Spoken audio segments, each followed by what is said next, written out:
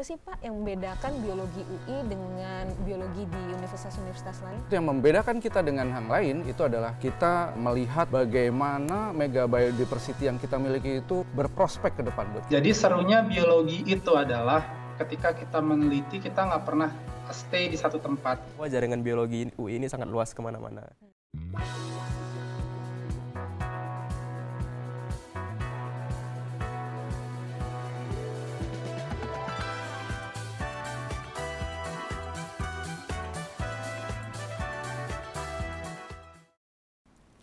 Halo, bertemu lagi dengan saya Nedi Laksmita dalam program Jelajah Prodi Universitas Indonesia.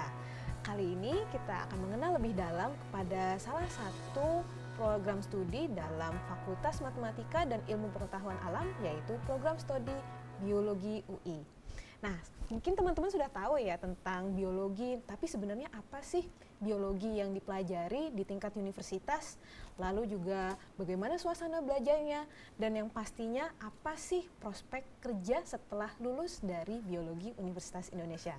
Nah, dengan itu sudah hadir bersama kita di studio, yaitu ada Profesor Anom Bowo Laksono selaku Ketua Departemen dan Guru Besar Biologi Fakultas Matematika dan Ilmu Pengetahuan Alam Universitas Indonesia. Selamat datang Pak. Terima kasih Mbak. Ya, selamat datang. Dan juga dari kalangan mahasiswa Angkatan 2022 sudah hadir Raihan Deviskar Al-Mahmud.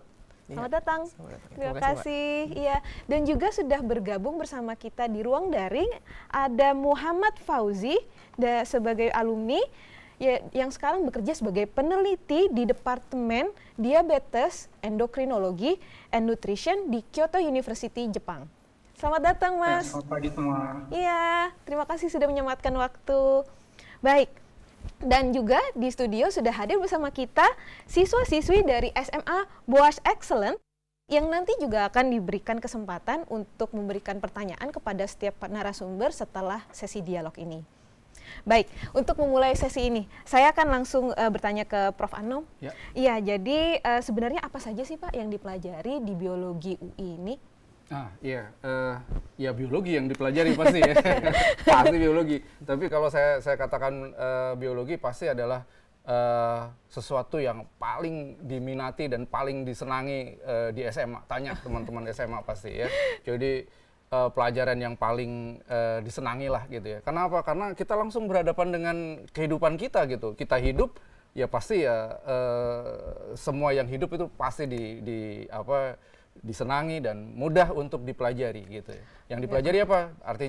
Artinya apa yang dipelajari secara umum di SMA atau sekolah menengah ya, baik dari tingkat dasar menengah gitu ya. Nah, itu nanti kita detailkan di prodi biologi itu. Oke, gitu. jadi nggak terlalu banyak berbeda dengan apa yang dipelajari di SMA ya Pak ya? Iya, detailnya gitu ya. Jadi lebih sudah itu. tahu basicnya ya, betul di sekali. SMA, Ya. terus nanti diperdalam lagi Betul, ya tuh. Jadi betul. begitu nggak perlu terlalu takut untuk Ya. masuk biologi. Nanti yang sudah punya minat pastinya bakal disupport lagi dengan pelajaran yang lebih dalam lagi. Nah, Ya. mungkin sebagai pertanyaan tambahan, apa sih Pak yang membedakan biologi UI dengan biologi di universitas-universitas lain? Kita itu di daerah hotspot mega biodiversity. Nah, oleh karena itu apa? Oleh karena itu yang membedakan kita dengan yang lain itu adalah kita melihat bagaimana mega biodiversity yang kita miliki itu berprospek ke depan buat kita. Nah, oleh karena itu apa? Oleh karena itu kita lebih spesifik kepada bioprospecting atau prospek dari mega biodiversity yang ada di Indonesia. Jadi beda dengan departemen atau prodi-prodi yang lain yang mungkin bahkan yang ada di dunia, maka di biologi FMIPA UI itu kita melihat prospeksinya bukan hanya dari makronya gitu ya, tapi from cells to ecosystem, to ecology. Demikian. Tadi sudah tanya ke Prof. Anom tentang bagaimana apa saja yang dipelajari. Nah, kira-kira apakah alasannya itu sama dengan waktu kamu masuk ke biologi? Oh, kalau untuk alasan utamanya mungkin nggak yang selangsung itu ya, sedirect itu. Karena saya sebenarnya latarnya itu anak olimpiade, anak OSN. Luar biasa. Jadi karena medalis OSN saya nyobanya ke biologi UI gitu. Dan alasan pertama saya karena memang saya orangnya nggak cocok masuk kedokteran gitu. Jadi bahkan orang tua saya juga nggak yang terlalu mendorong saya, bebas lah saya mau milih apa. Dan saya milih untuk lanjut di hal yang memang udah saya suka dan saya jago di situ. Dan saya yakin karena biologi UI ini kan, UI juga top satunya universitas di Indonesia kan ya. Jadi saya yakin dengan masuknya saya ke situ, saya bisa dapat jaringan yang lebih luas lagi untuk melihat dunia, karena ya saya juga orang yang suka jalan-jalan dan segala macam. Jadi saya sangat suka lah untuk masuk ke biologi ini dengan prospek yang sebaik itu untuk berbagai jaringannya gitu. Oke, luar biasa sekali. Ternyata Mas Rehan ini adalah OSN medalist? Iya, OSN Wah, medalist. luar biasa. Sudah masuk ke biologi UI sesuai dengan peminatannya ya. Itu luar biasa. Oke, mungkin saya akan beralih lagi nih untuk ke ruang daring ke Mas Fauzi sebagai alumni. Nah, Mas, saya mau tanya nih tentang kegiatan yang dilakukan saat ini. Jadi setelah lulus dari biologi UI, apakah Mas langsung bekerja di bidang yang berhubungan dengan biologi? Lulus dari biologi itu 2014. Kemudian saya sempat bekerja di lembaga biologi Eijkman yang sekarang udah diserap ya sama BRIN, dan sebagian juga dikembalikan ke Kemenkes, tapi waktu itu saya di situ. Dan di sana saya kerja selama setahun, dan menurut saya ya itu starting point saya bekerja di bidang biologi juga untuk meniti karir di luar negeri. Kemudian dari 2016 sampai 2023 saya menyelesaikan alhamdulillah master dan PhD saya. Sekarang saya bekerja sebagai peneliti di Kyoto University. Oke, terima kasih Mas Fauzi. Mungkin saya melanjutkan ke pertanyaan berikutnya nih Mas. Jadi kan Mas sudah berkiprah di karir dalam bidang biologi cukup lama, dan juga mungkin saya mau bertanya tentang skill yang Mas pelajari dan pengetahuan juga yang dipelajari selama biologi. Itu apa saja sih yang bisa bermanfaat selama Mas kerja ini? Jadi serunya biologi itu adalah ketika kita meneliti, kita nggak pernah stay di satu tempat gitu. Jadi saya belajar nggak cuma dari departemen biologi, tapi juga dari lembaga biologi Eijkman ya. Dan menurut saya, ya tentu saya belajar teknik-teknik yang saya perlukan seperti PCR. Mungkin udah pada dengar PCR itu di pas zaman COVID ya. Teknik PCR, elektroforesis. Tapi yang menurut saya sangat penting adalah soft skill. Ya, saya pelajarin dari biologi itu adalah attitude kepada guru, kepada dosen, kemudian attitude kepada kolega kerja, kemudian attitude ketika kita berhadapan dengan informasi baru, seperti analisis kritis, macam itu.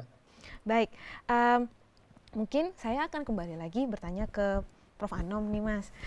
Ya, jadi kalau ada siswa-siswi SMA, mungkin teman-teman yang ada di studio dan juga teman-teman yang sedang menonton acara ini, kalau ingin belajar di program studi biologi UI ini, keterampilan apa sih Mas yang perlu diasah? Atau juga pengetahuan yang perlu diasah untuk bisa masuk ke biologi? Baik, makasih Mbak Nedi. Sebenarnya nggak ada kekhususan ya, tapi yang jelas tuh minat itu paling penting. Ketika minat meneliti, keingin tahuan itu curiosity gitu ya, tinggi gitu ya. Nah itulah sebagai modal kita gitu. Nah nanti ketika masuk di biologi nanti diasah sendiri, terasah dengan sendirinya akan masuk ke bidang yang lebih mengarah ke laboratorium atau di lapangan, di field. Namun yang di lapangan sekalipun gitu ya, akhirnya untuk menganalisis ya dan mengolah data gitu ya, itu harus juga kembali lagi ke lab gitu ya. Iya, terima kasih Prof. Anom. Jadi minat untuk masuk biologi sudah sebenarnya sangat cukup untuk membantu kamu yang punya interest masuk ke biologi UI dan bisa nanti akan diasah kembali, maupun itu ke arah lab ataupun ke arah di lapangan nanti untuk meneliti. Tapi pastinya juga semuanya berawal dari laboratorium. Betul, ya Mas ya? Betul. Ya. Yang tren yang saat ini itu sudah lebih mengarah ke ini ya, molekular gitu ya. Jadi lebih ke arah yang kalau kita sekarang lihat sel sudah ditemukan ya, apa macam-macam sudah ditemukan, apa lagi yang belum? Ya, yang belum itu adalah ke bagian molekularnya, bagian ke nanomolekularnya lagi, yang mungkin saat ini kalau kita bicara tentang katakan unit terkecil kehidupan saja tentang sel gitu ya, kita taunya di sel itu ada organel dan lain-lain, tapi ternyata banyak yang masih belum kita terbuka lagi tentang molekul-molekul ya yang ada di dalam sitoplasma yang sekarang ini kalau kita lihat di luar negeri itu menjadi kajian khusus ya, yang mungkin ke depan itu akan jadi temuan-temuan baru. Nah ini saya sering juga diskusi dengan Kak Fauzi ya, apa itu ke depan trennya gitu ya tentang biologi gitu ya, bioinformatik gitu ya, seluler dan juga tentang organoid gitu ya. Itu bagian kita yang akan ke depan kita akan bagian dari pekerjaan kita, dan mungkin juga rekan-rekan bila berminat itu adalah bagian kerjaan dari rekan-rekan semua. Oh ya, begitu. Baik. Iya, jadi tidak hanya belajar tentang biota, tapi juga sekarang trennya lebih ke arah di bawah mikroskop ya Mas ya. Betul. Jadi untuk penelitian menemukan sesuatu dengan hubungannya tentang kehidupan di bawah mikroskop sepertinya sangat menyenangkan ya Mas ya, untuk teman-teman yang sangat minat untuk masuk ke biologi. Iya. Baik, boleh terima kasih. Kira-kira? Oh boleh, silakan Mas Fauzi. Iya, jadi seru nih ya. Anum seru nih. Jadi gini, memang biologi itu luas banget. Ada yang di lapangan, ekologi, ada yang di lab, yang molekular gitu. Bahkan yang molekular sendiri tercabang-cabang. Saya meneliti diabetes. Ketika saya pergi ke nah ini peneliti juga suka jalan-jalan ya. Saya pergi ke Taiwan, ke Madrid atau ke Swedia untuk conference, untuk mempresentasikan hasil penelitian saya. Itu bukan tempat, itu saya nggak sendiri gitu. Sampai di sana itu udah kayak konser. Itu baru diabetes saja, biologi diabetes, belum biologi yang penyakit-penyakit lain, atau belum ekologinya. Ekologi juga terpisah-pisah gitu. Jadi sangat luas. Jadi ketika masuk biologi itu masih banyak cabangnya, masih banyak pilihan lagi gitu. Dan lagi trennya sekarang adalah mungkin teman-teman udah mendengar artificial intelligence. Artificial intelligence ya, kecerdasan buatan. Jadi saya pernah baca artikel bahwa kalau sekarang itu udah telat kalau misalnya mau terjun ke artificial intelligence murninya gitu. Yang akan dicari beberapa tahun ke depan adalah relung-relung khusus dari aplikasi kecerdasan buatan. Salah satunya biologi.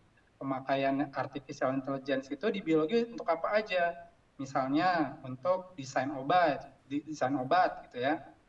Simulasi penyakit, simulasi mekanisme di dalam tubuh begitu. Jadi kedepannya sangat prospektif.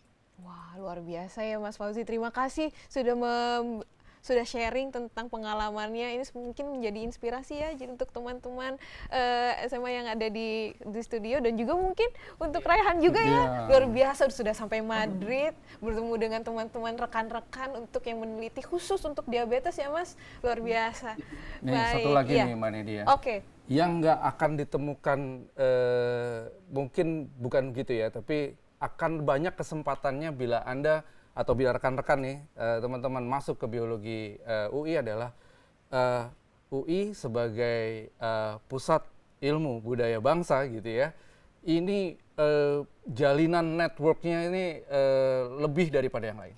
Kami di biologi FMIPA UI berkomitmen ya untuk memberikan yang terbaik kepada mahasiswa itu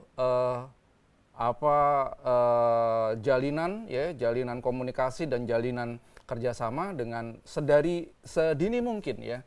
Oke, luar biasa banget. Ini sangat menarik sekali untuk bisa belajar di biologi ya Mas ya. Baik, dengan topik tersebut saya mungkin lanjut ke Mas Rehan. Ini kayaknya menyenangkan sekali belajar di biologi UI ini Mas. Oke, jadi kalau misalnya dari semua pengalaman dan juga kesempatan yang diberikan dari biologi UI, apa sih yang paling berkesan Mas untuk belajar di UI? Paling berkesan itu kalau bagi saya pribadi, karena emang saya itu orangnya suka kebebasan ya, jadi saya suka jalan-jalan kemana-mana. Dan seperti yang saya bilang di awal, bahwa jaringan biologi UI ini sangat luas kemana-mana. Mungkin yang paling berkesannya ya waktu saya ke Nagasaki, waktu summer school, tepat setahun lalu saya ke Nagasaki University NU. Tapi sebelum itu saya ke Tokyo dulu jalan-jalan, baru ke situ, baru ke Nagasaki. Disempetin ya. Disempetin dulu. Karena kan sayang ya kalau ke Nagasaki langsung gitu. Jadi memang jalan-jalan dulu, dan di sana saya melakukan penelitian juga. Awalnya yang saya mau mengkloning hewan itu awalnya rencana awal saya pengen cloning hewan. Di sana belajar sama profesor yang memang ahli hukum hewan, karena kita kan nggak bisa sembarangan ya kalau mau cloning hewan itu. Nanti bisa kena jerat hukum kan. Makanya saya belajar sama ahlinya di sana. Sekitar 2 minggu lebih kami berbincang untuk masalah hukum ini, masalah hukum hewan internasional. Jadi untuk melihat negara atau region mana yang kiranya bisa menopang penelitian saya. Tapi setelah banyak diskusi, cukup sulit ternyata untuk mendapatkan izinnya, karena kan itu concern kepada animal welfare-nya gitu. Lalu selain itu juga saya ngelakuin penelitian kedua di sana. Di sana itu saya belajarnya untuk meneliti air. Jadi kualitas airnya gimana? Karena kalau di Jepang itu kalian bisa minum dari air keran gitu. Kalau di sini kan nggak bisa. Jadi kami itu sempat keliling Nagasaki, keliling pegunungannya. Jadi ke 5 situs hot springs kalau dibilangnya. Dan kami menelitinya memakai mass spektrometri. Jadi untuk melihat berapa kandungan ureanya, berapa kandungan fosfatnya dan sebagainya, apakah layak minum, lalu dibandingkan dengan air yang ada di Jakarta. Jadi kebetulan profesor di sana itu dulu juga kuliah S2-nya di Indonesia. Jadi dia pernah neliti air di Indonesia, dan saya di sana neliti air di Jepang. Jadi kami memang membandingkan, dan hasilnya memang cukup jauh ya. Kalau di sana itu bisa kalian minum bahwa kalau kalian lihat gitu ya, ada sungai di pinggiran gunung, itu bisa diambil terus diminum nggak apa-apa. Kalau di sini jangan dicoba, bahaya. Jadi itu penelitian saya dan cukup berkesan. Mungkin yang lainnya juga lagi-lagi ke jalan-jalannya saya juga semester lalu banget baru aja magang di Prodia, PT Prodia Widya Usada. Jadi yang di Jakarta Pusat itu selama 1 semester itu diizinkan dengan baik bahkan didukung ya oleh Biologi UI untuk melaksanakan itu. Saya penelitian tentang Fragile X gene, atau kalau mau lebih mudahnya kalian bisa bayangkan autisme. Jadi ada gen autisme itu saya seleksi, saya isolasi maksudnya. Selama 1 semester penuh itu saya mencari cara untuk mengisolasi itu. Dan akhirnya dapat, hanya saja masih ada beberapa problem yang harus di-improve lagi. Dan mungkin juga itu cukup repetitif perjalanan saya, bahwa awalnya itu saya ikut ONMIPA dulu sebelum ke Jepang. Jadi saya ikut ONMIPA, itu OSN ya kuliah. Saya ikut jalan-jalan juga ke Sulawesi, ke Makassar. Ya, kalau jalan-jalan saya pasti ikut. Jadi ke Makassar, Sulawesi, terus dapat perak di situ. Dapat perak ONMIPA, dan di malam pengumumannya saya langsung di email sama Jepang di Nagasaki University bahwa saya diterima. Jadi setelah saya ONMIPA, saya berangkat ke Jepang, semester depannya saya ke Prodia. Jadi saya jalan-jalan terus. Dan juga karena memang kita itu nggak seketat kedokteran atau yang lain-lain. Karena saya awalnya concern ke kedokteran itu pelajarannya panjang, juga cukup ketat pelajarannya, dan saya lebih milih masuk ke biologi untuk kebebasan tadi. Nah, tentang karir. Nah, saya akan masuk ke Prof. Anom lagi nih. Iya, jadi saya mau nanya Mas, dengan cerita-ceritanya yang luar biasa dari Mas Fauzi, dari Rehan, dan juga Mas juga tentang di biologi, sebenarnya apa saja sih Mas prospek kerja untuk lulusan dari biologi UI? Ya, baik. Makasih Mbak Dedi. Jadi gini, banyak kan nih buat anak SMA pasti tanya, MIPA ngapain? Wah, MIPA jadi dosen nih biasanya. Nah, gitu kan ya. Jadi dosen nih. Wah, padahal nggak gitu. Jadi tadi seperti Mas Rehan katakan bahwa kita di biologi kita ajarkan segala macam aspek-aspek baik hard skill-nya maupun yang soft skill-nya. Jadi soft skill mereka bisa memilih, mahasiswa bisa memilih. Jadi dengan kebebasan yang tertata ya, yang terencana, yang kami juga dengan para dosen dosen PA ya, penasihat pembimbing akademik gitu ya. Nah, itu yang siap untuk berdiskusi ya kapanpun gitu ya. Tentunya dengan perjanjian gitu ya, dengan masing-masing mahasiswa itu kami siap untuk memberikan insight kepada mahasiswa terutama ya, bagaimana jenjang atau berkarir di masa depan ya. Tentunya kami tidak yang utama itu adalah kami mencetak calon-calon saintis, calon-calon peneliti ya. Tapi tentunya nggak mungkin ya semuanya akan seperti itu. Kami juga berasa bahwa sebenarnya tantangan pasar zaman yang sekarang ini ada, bahwa tidak semuanya ke arah penelitian, atau bahkan penelitian itu sangat luas ya. Yang dulu menjadi monopoli institusi milik pemerintah, saat ini sudah melebar ke arah industri. Dan oleh karena itu kalau ditanya gimana peluang karirnya? Ya peluang karirnya macam-macam. Kalau yang saat ini ditampilkan Mas Fauzi adalah peneliti, itu adalah yang utama, yang karir utama. Tapi kalau tidak, banyak dari mahasiswa biologi ini yang bekerja dengan spektrum yang cukup luas gitu ya. Dari peneliti-peneliti di institusi pemerintah asing gitu ya, mungkin ya kalau ke luar negeri di universitas gitu ya, maupun di lembaga penelitian, itu juga ada yang di R&D atau RNI dari satu industri misalnya gitu ya. Jadi banyak yang ke sana. Juga bukan hanya terbatas di Indonesia.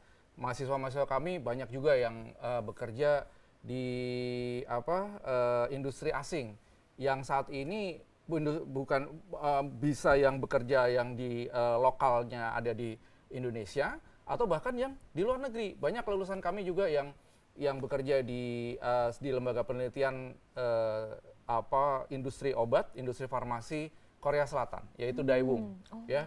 Jadi banyak yang di sana. Terus juga kemudian ada juga beberapa ahli bioinformatik yang bekerja di Singapura ya, di luar negeri. Dan juga di dalam negeri ya, di dalam negeri banyak rekan-rekan kami yang bekerja di industri-industri obat, industri farmasi ya, dan juga di lingkungan gitu ya. Jadi yang bergerak di asesmen lingkungan, terus kemudian ya asesmen mutu lingkungan ya, kemudian juga LSM mungkin gitu ya. Jadi luas sekali spektrum kita, karena memang biologi sebagai nama ini memang dengan nama yang luas gitu ya. Kami belajar segala aspek kehidupan.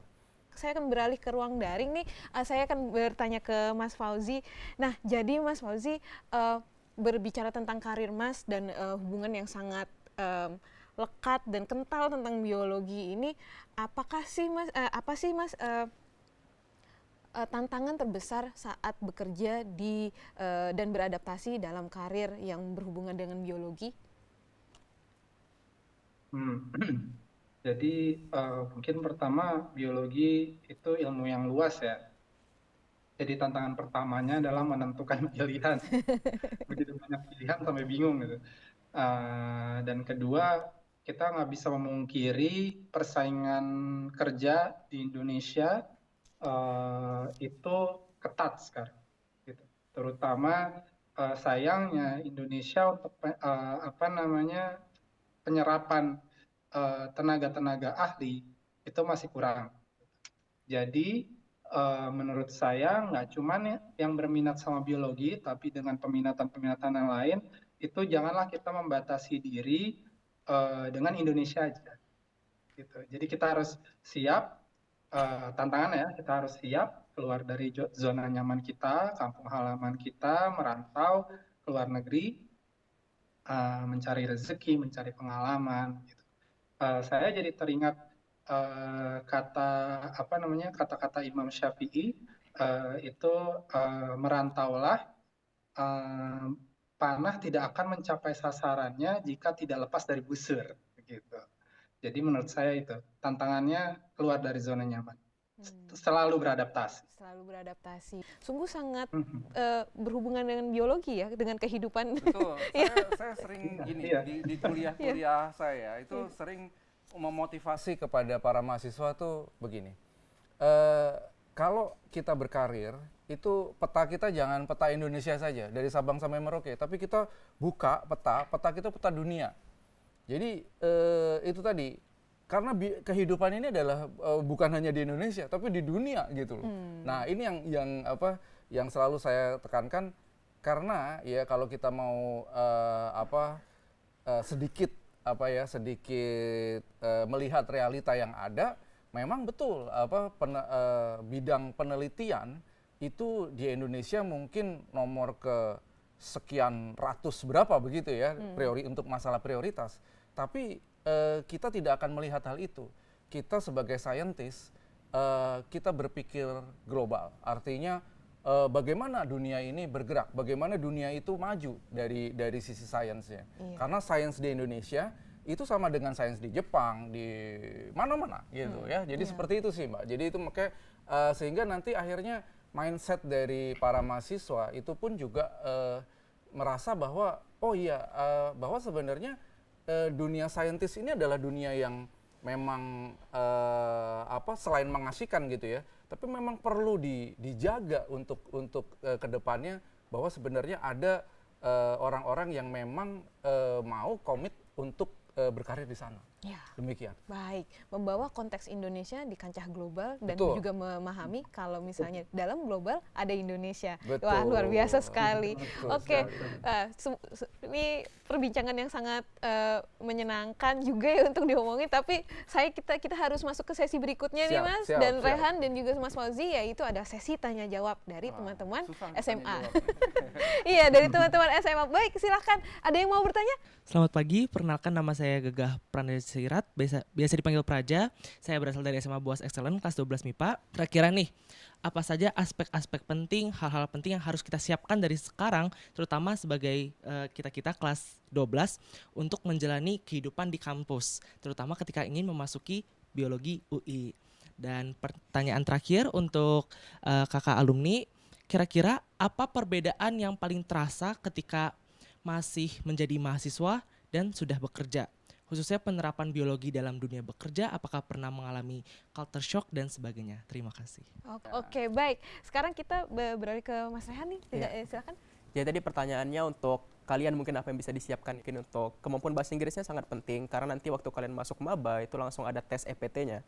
Jadi di sini tuh langsung dites EPT. Dan itu di semester 1.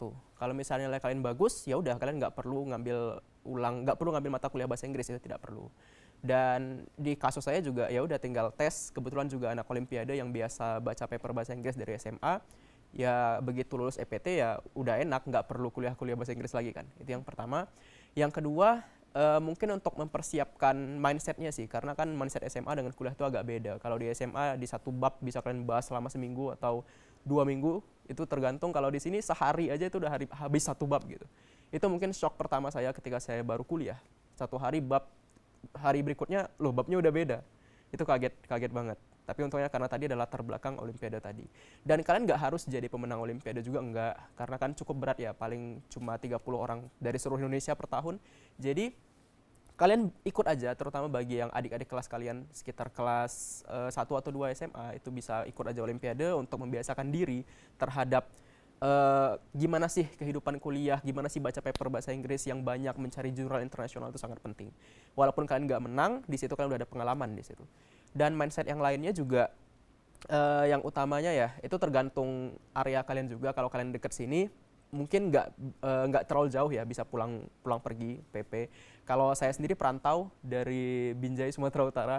Jadi merantau ke sini dan memang selama SD sampai SMA itu diemnya di Sumatera Utara. Saya memang suka jalan-jalan, jadi satu Sumatera itu sebenarnya udah saya jelajahi sampai Palembang.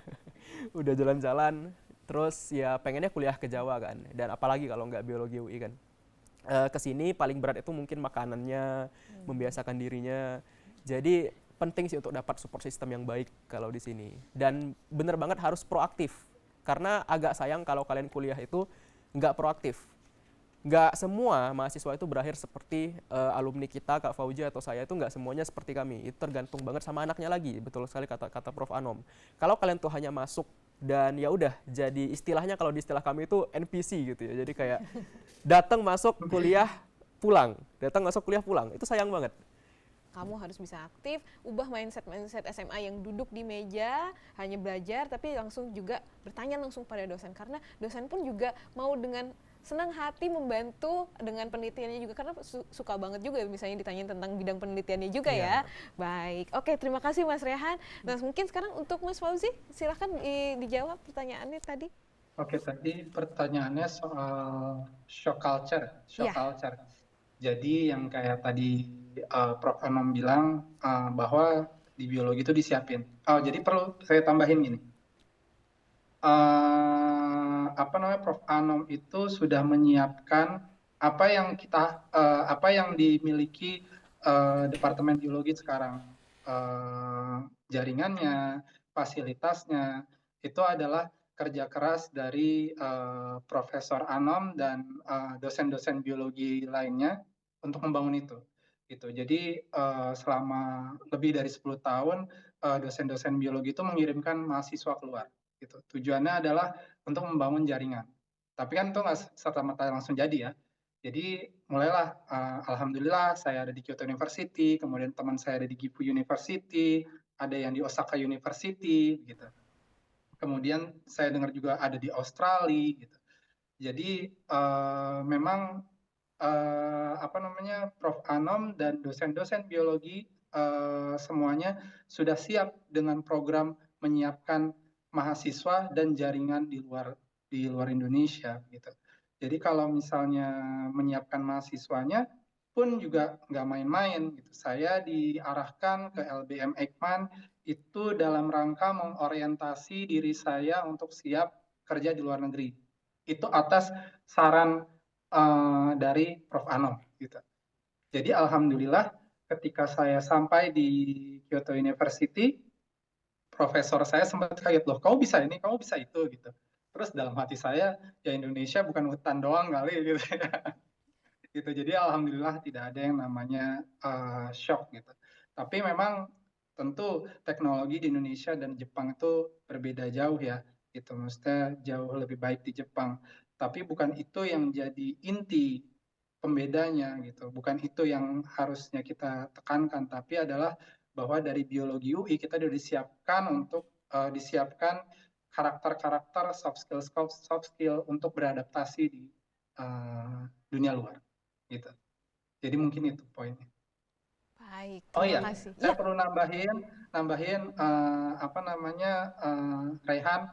Rehan ini ketika saya setingkat dengan Rehan, itu saya nggak sepintar Rehan. Rehan ini luar biasa, gitu. mahasiswa Apalagi mahasiswa saya. berprestasi lah, gitu. Saya bukan juara OSN, bahkan di angkatan saya bukan yang paling pintar, gitu. Walaupun ketika masuk kuliah, jadi gini, kalau di SMA ada ranking-ranking, gitu. Tapi ketika masuk kuliah kita akan sadar bahwa setiap orang itu pintar di bidangnya, gitu. Jadi teman kalian SMA ada yang masuk matematika, dia pintar di matematika, tapi saya pintar di biologi, gitu. Tapi ketika masuk biologi, saya pintar di biologi bagian ini, tapi yang teman saya di biologi yang lainnya, seangkatan saya itu pintar di biologi bagian apa, gitu.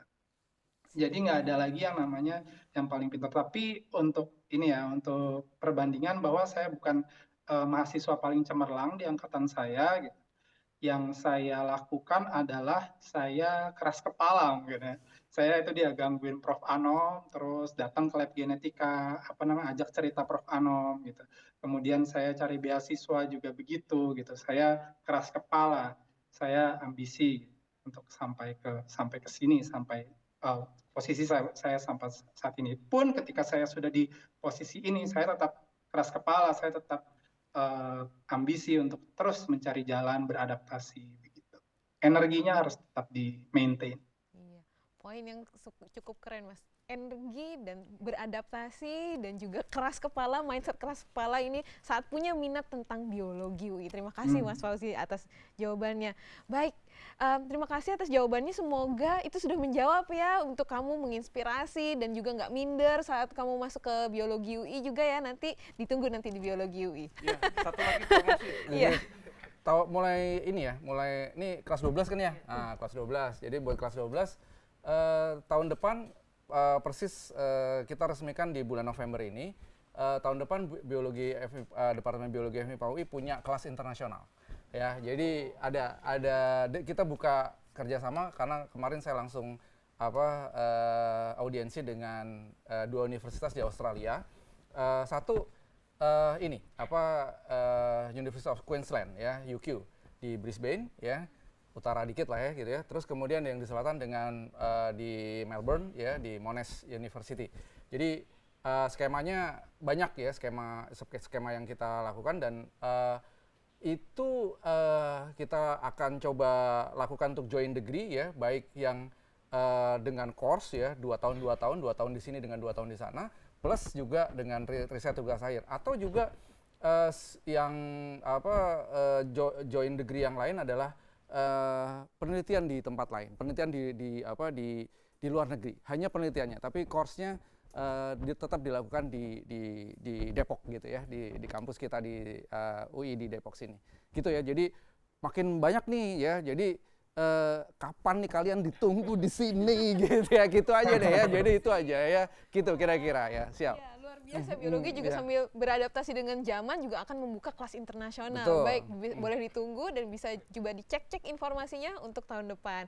Baik, kita sudah masuk ke penghujung acara, di penghujung episode Jelajah Prodi kali ini. Baik, semoga kita sudah bisa mendapatkan banyak sekali ilmu, banyak sekali informasi, cerita-cerita yang sangat membuat kagum juga untuk kita semua dan pastinya bisa mendorong minat kamu untuk masuk ke biologi UI. Baik, dengan itu saya berterima kasih kepada Profesor Anom Bowo Laksono selaku Kepala Departemen dan juga Guru Besar Biologi Fakultas Matematika dan Ilmu Pengetahuan Alam UI, dan juga rekan mahasiswa yaitu Raihan Deviskar Al-Mahmud sebagai mahasiswa aktif dari tahun 2022, dan juga di ruang daring ada yang Muhammad Fauzi.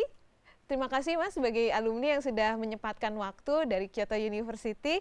Dan semoga perbincangan tadi sudah memberikan sebuah cerita inspiratif dan juga memajukan semangat minat biologi untuk kita semua, dan juga pastinya teman-teman yang sedang berpikir mau masuk jurusan apa nih di UI. Baiklah, saya Nedi Laksmita, sampai ketemu lagi di Jelajah Prodi selanjutnya.